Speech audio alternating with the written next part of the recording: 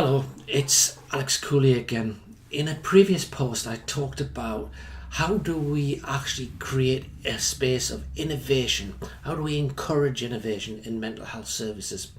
How do we see the massive leaps that have happened in other sectors?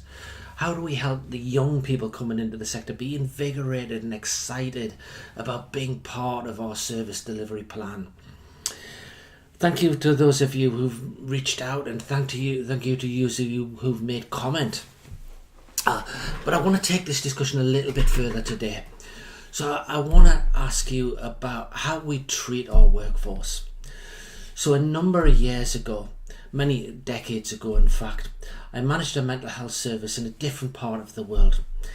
And in that mental health service, I reported to a board of directors. One day, one of the board members said to me, "Alex, your attitude to managing staff is wrong." This gentleman went on to say that management is all about exploitation.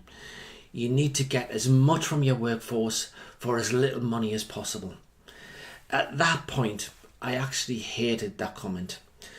Decades later, I still hate that comment. I don't hear those words, but I sense that attitude in some of our services.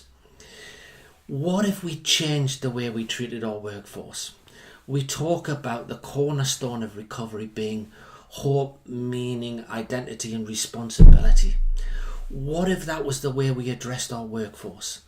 What if we actually made our staff appraisal systems based around those concepts? How do we engender a hopeful workforce? How do we find meaning for our workforce in the job that they do? How do we help them create an identity that excites them?